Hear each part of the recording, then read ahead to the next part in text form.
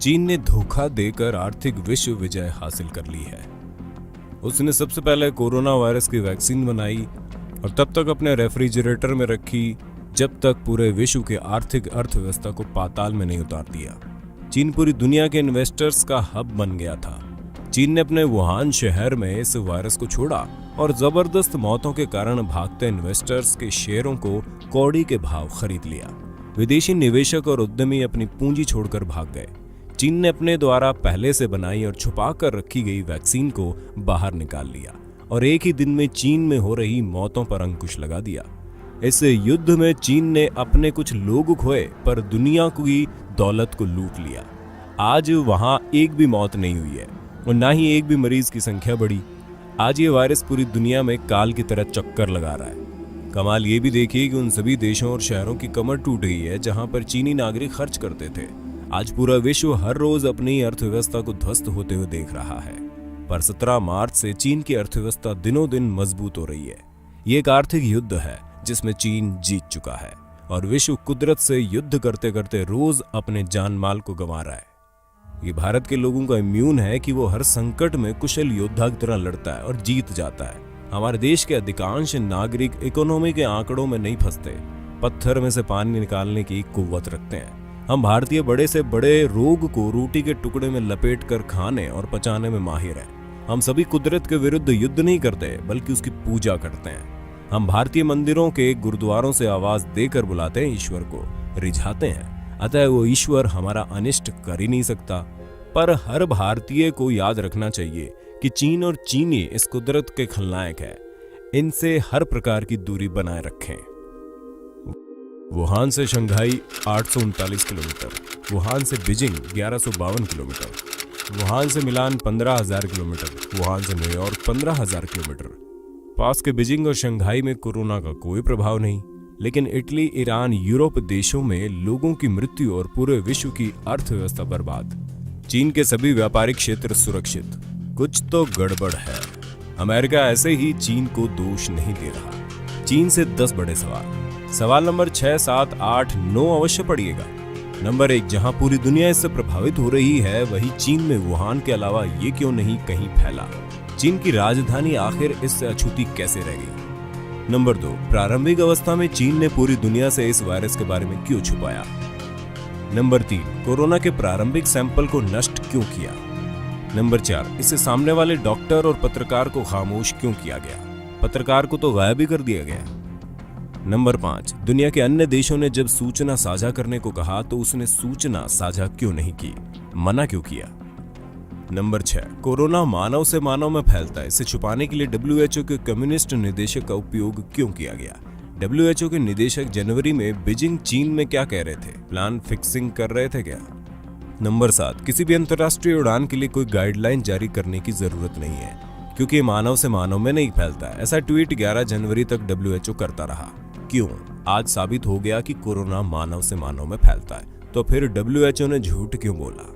Number 8, Wuhan से एक साथ 50 लाख लोगों को बिना मेडिकल जांच किए दुनिया के अलग अलग हिस्सों में क्यों भेजा गया? नंबर 9, इटली में 6 फरवरी तक मामूली केसेस थे। एकाएक चीनी, हम चीनी हैं, वायरस नहीं, हमें गले लगाइए, प्ले कार्ड के साथ दुनिया के पर्यटन स्थल सिटी ऑफ लव के नाम से मशहूर इटली के लोगों को गले क्यों लगाने पहुंचे?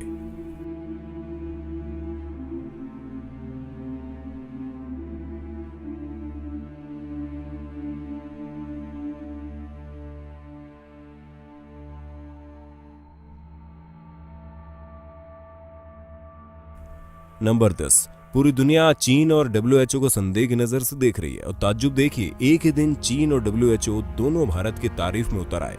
क्या ये महज संयोग है? नंबर 11, इसके अगले ही दिन भारत में चीन के राजदूत ट्वीट करके उम्मीद करते हैं कि भारत इंटरनेशनल कम्युनिटी में उसकी पैरवी करे। आखिर क्यों? नेहरू की एक गलती का खामियाजा हम भुगत चुके हैं। ये मोदी सरकार है और उम्मीद है कि कम से कम ये गलती तो नहीं दोहराएगी। नंबर 12, सार्क से लेकर G20 तक की बैठक पीएम मोदी के कहने पर हो रही है। संकट के समय भारत वर्ल्ड लीडर के रूप में उभरा है। Italy, Germany, Spain, France, Britain, America तब तक कोरोना से निपटने में असफल रहे हैं, तो पीएम मोदी की पहल पर भारत इससे कहीं बेहतर तरीके से डील कर रहा है। चीन इसी का फायदा उठाकर ये चाहता है कि भारत इंटरनेशनल कम्युनिटी में उसके अछूतपन को दूर करे। अब ये नहीं होगा। चीन संदेह के घेरे में है और रहेगा। दुनिया पर हावी होने का तरीका, चीनी रणनीति। नंबर 1, सबसे पहले एक वायरस और उसकी दवा बनाई। नंबर 2, वायरस फैलाया। नंबर 3, अपनी दक्षता का प्रदर्शन करते हुए रातों रात अस्पतालों का निर्माण करवा दिया। आखिरकार वे पहले से ही तैयार थे। परियोजनाओं के साथ साथ उपकरण का आदेश देना, श्रम, पानी और सीवरेज नेटवर्क को किराए पर लेना, पूर्ण निर्मित निर्माण सामग्री और प्रभावशाली मात्रा में स्टॉक, ये सब उस रणनीति का हिस्सा थे। नंबर 4, परिणाम स्वरूप दुनिया में वायरस के साथ साथ अराजकता फैलने लगी, खासकर यूरोप में।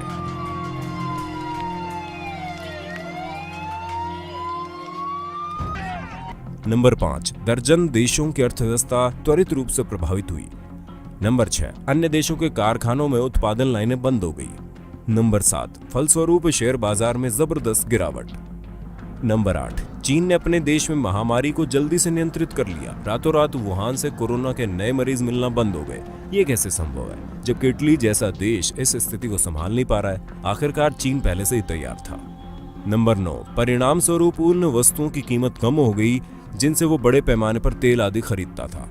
नंबर 10, फिर चीन तुरंत ही उत्पादन करने के लिए वापस जुट गया। जबकि दुनिया एक ठहराव पर है, जहां एक और दुनिया में हाहाकार मचा हुआ है, वहीं चीन ने अपनी फैक्ट्रीज में काम शुरू करवा दिया है। चीन उन चीजों को खरीदने लगा जिनकी कीमत में भारी गिरावट हो गई, और उन चीजों को बेचने लगा जिनकी कीमत में जबरदस्त इजाफा हुआ। अब यदि विश्वास नहीं हो रहा हो तो 1999 में चीनी उपनिवेशों कियाओ लियांग और वांग जियांगसुई के द्वारा लिखी गई पुस्तक अप्रतिबंधित युद्ध, अमेरिका को नष्ट करने के लिए चीन का मास्टर प्लान को पढ़ लीजिएगा। ये सब तथ्य वहां मौजूद है। जरा इस बारे में सोचिए, कैसे रूस और उत्तर कोरिया कोविड-19 यानी कोरोना से पूरी तरह से मुक्त है, क्योंकि वह चीन के कट्टर सहयोगी है। इन दो देशों में एक भी मामले की सूचना नहीं मिली है, और दूसरी ओर दक्षिण Korea, United kingdom, Italy, Spain और एशिया गंभीर रूप से प्रभावित है, क्योंकि ये सब चीन के विरोधी है। कैसे हुआ वुहान अचानक घातक वायरस से मुक्त? चीन ये कहेगा कि उनके प्रारंभिक उपाय बहुत कठोर थे और वुहान को अन्य क्षेत्रों में फैलाने के लिए बंद यानी लॉकडाउन कर दिया गया, परंतु ये जवाब बड़ा मजाकिया है। ऐसा होता तो बाकी देशों में भी ये इतना नहीं फैलता और एक शहर तक ही सीमित रह जाता।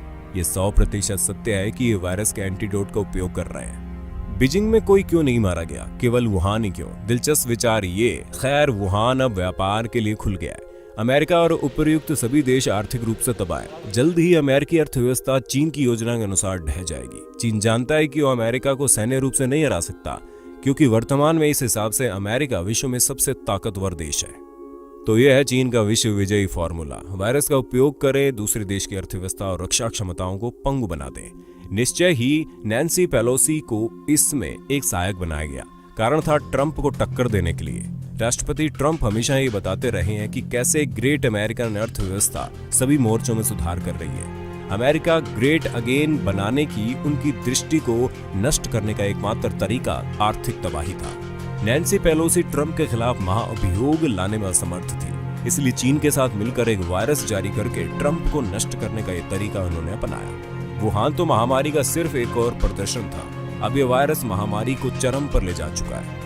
चीन के राष्ट्रपति शी जिनपिंग उन प्रभावित क्षेत्रों का दौरा करने के लिए बस एक साधारण RM1 फेस मास्क पहनकर पहुंचे। राष्ट्रपति के रूप में तो उन्हें सिर से पैर तक ढका होना चाहिए था, लेकिन ऐसा नहीं था। वायरस के किसी भी तरह के नुकसान का विरोध करने के लिए उन्हें पहले ही इंजेक्शन लगाया गया है। इसका मतलब ये कि वायरस के निकलने से पहले ही उसका इलाज चल रहा था। अब यदि आप तर्क दें कि बिल गेट्स ने पहले ही 2015 में एक वायरस फैलने की भविष्यवाणी कर दी थी, इसलिए चीनी एजेंडा सच नहीं हो सकता, तो उत्तर है हाँ, बिल गेट्स ने भविष्यवाणी की थी, लेकिन वो भविष्यवाणी के वास्तविक वायरस के प्रकोप पर आधारित थी, न कि मानव जनित। अब चीन ये भी बता रहा है कि वायरस का पहले से ही अनुमान था, ताकि इसका एजेंडा इस भविष्यवाणी से मेल खा सके और सब कुछ प्राकृतिक या स्वतः प्रक्रिया लगे। अभी भी यदि ये प्रामाणिक तथ्य आपको बनावटी लगता है तो आगे स्वयं देखना। चीन का अगला कदम गिरती हुई आर्थिक अर्थव्यवस्था के कगार का सामना करने वाले देशों से अब स्टॉक खरीद के विश्व अर्थव्यवस्था को अपने नियंत्रण में करना होगा। बाद में चीन ये घोषणा करेगा कि उनके मेडिकल शोधकर्ताओं ने वायरस को नष्ट करने का इलाज ढूंढ लिया है। अब चीन के पास अपनी सेनाओं के शस्त्रागारों में अन्य देशों के स्टॉक है और ये देश बहुत जल्द ही मजबूरी में अपने मालिक के गुलाम होंगे। और हाँ, एक बात और, जिस चीनी डॉक्टर ने इस वायरस का खुलासा किया, वो भी चीनी अधिकारियों द्वारा हमेशा के लिए खामोश कर दिया गया। विचारणीय है। तो दोस्तों, आपको इस वीडियो में अगर सच्चाई दिखती है तो इस वीडियो को शेयर करना, लाइक करना और हमारे चैनल को सब्सक्राइब जरूर कर लेना। जय हिंद, वंदे मातरम।